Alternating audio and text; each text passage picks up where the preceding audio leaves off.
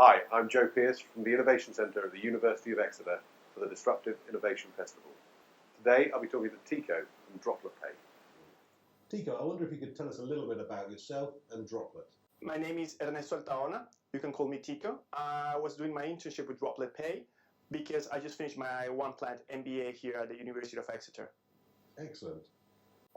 So how did you end up in Exeter? So I was luckily, I applied to the Ayudar Scholarship back in Colombia, and it was a foundation made from Jerry and Clemencia Brown, and they funded my whole master here in the University of Exeter. Excellent. So, Tico, based on your background and your experiences here at Exeter, what does innovation mean to you?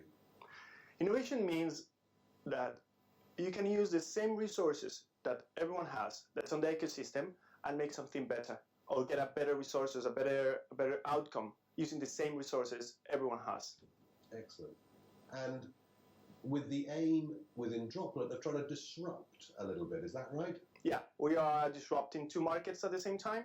We're working the mobile payment services, and we are doing the loyalty systems too, because there's incremental innovation and disruptive innovation, and we are changing completely the rules of the game, offering free transactions and also offering at the same time the rewards.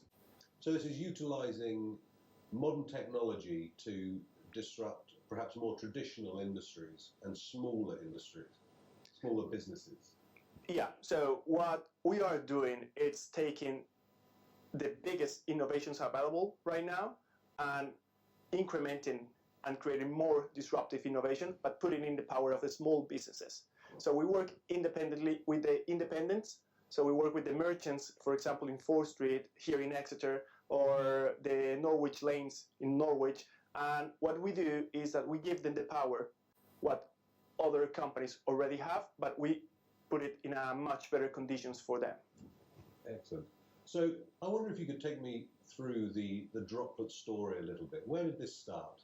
So this started with Steph and Will Grant from Norwich, and they started as a transaction company. So I could send you money, you could send me money for free, because what they said is like, why are the old companies using landlines for doing this? And they just tried to use the power of internet for this. So when they started using the power of internet, they saw that I don't have a necessity to send you money. So they realized which companies are actually using it, or which individuals are sending money through it, and they realized was cafes. And with the cafes, so we are targeting cafes, but we are also offering the reward, so the users start using it, and that way we are disrupting a completely different, unexpected industry, and so rewards. So combining contactless payment with a loyalty element to enable small businesses to utilize technology and hold on to customers. It's even better, because contactless means that you have to have, actually a contactless is a lie, because you need another device for doing it. So it's not contactless, you are actually doing a contact with it. So it doesn't mean it's just closed. It's not touching it, but it's closed. So what we are offering is the power of internet. So you have a device, I have a device, and I can be here or I can be in Glasgow, and you could charge me. And it's exactly the same. So because we're using the power of internet, we are not using landlines, or we are not using the old traditional systems. So that's how we make it completely different. And how are your clients experiencing the change in their businesses through working with Droplet? At the beginning, they seem skeptical, because they always quote, "This is too good to be true." And that's when you say, when you got your first email, like Gmail, you said the same. So when you start using it, you get used to it, and the clients and the customers and the merchants, everyone, they just love it because it's so simple, so basic. It's zero-touch payment, so you only press pay here, they charge you, and they give you a rewards, and that's amazing for the customers. The use of this mobile technology is clearly going to extend. How do you see the disruption continuing within the sort of the transaction sector? This is expected. they are right now, all the big companies knows that this is happening, because what they are doing is they are just squeezing the old systems they have, landlines, old data centers, and they are just making a lot of money from that. Like 30% of all the revenues of the financial services come from transaction fees, sorry. So they are just trying to make the most of the money, just like making technology slower so they can make more money. And what we are doing is just bringing up this. So this will evolve much more quicker, but nobody until now, until we did it, is mixing two completely industries in one.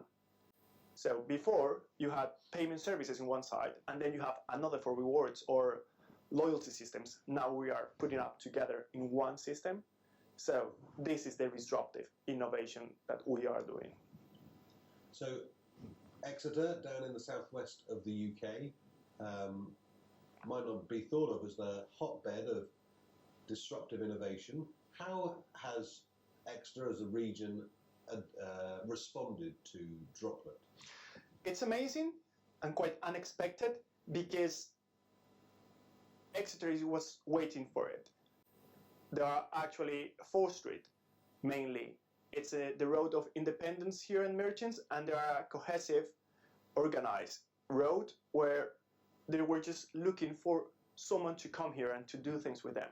I'm really happy that I'm the only one that came here and knocked the door, but they don't have these kind of offerings because everyone wants to go to London. They always have a region where they want to be, so when everyone goes there, that's not disruptive innovation. So when you go to London, there are merchants already have like 3, 4, 5 different offerings. So for these, you need to be committed to make it happen, because it's not about the merchant signing up, it's about the users using it. And that's what we have, repetitive users. Mm-hmm. So Exeter and the environment, the ecosystem is great, because you have the university, you have the big data now with the Met Office coming here, and you can see how they are tech savvy too, how they want to use it. And as Droplet is adopted within Exeter, does that support your company's ability to then transition into the southwest and into more competitive environments? Yes, we are preparing more features for having an umbrella approach. We will be launching something, we will launch on December Devon points. So it's going to be like the Nectar points, but for independents. So when you go to any merchant, independent merchant, and you buy, you will get points. And that way, we try to encourage people not to come only to Exeter, just to go to also to Livingston, to go to Exmouth, just to get us a Devon perspective. And from here, we will use it as a launchpad to get to Plymouth, to get to Taunton, where we already have a presence. So we will start spreading out, because it's the best point to start. Do you see the circular economy playing a role within the development of an organization like Droplet? That's what we're doing, because circular economy, you can break it up in so many different phases inside of it. And one of it is articulating small businesses into the whole economy, I think. So when you get these small independent merchants articulated as a whole network, like a real grassroots, because they are connected between each other, and that's what Droplet is giving them. Because normally when you think about a coffee, you already think about Starbucks or Costa. Why? Because they have the ability to do that, to do the advertising. But when you have a Droplet and you can get a list of places, or you can see, oh, the Glorious, or you can see Let's Do Cafe. So you don't have to have that big power we're giving them. So we're enabling that they can also articulate into the economy. And, independent economy, it's what actually move the country. It's not the big corporations. So given the importance that independent small organizations can have on both a regional and a national economy, do you feel there's any more that government could do to support innovation which has an impact on those organizations? Yeah, I think that the government should be pushing much more efforts into these kind of companies because all the numbers already say so. But that's the people who are actually hiring.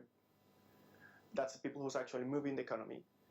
And if we can give them, and that's what we are doing through our third party, giving them the tools to compete with the big corporations, that's how things happen. Excellent. Tico, thank you very much for your time today. It's been brilliant to talk to you, and good luck with the future of Droplet. Thank you very much.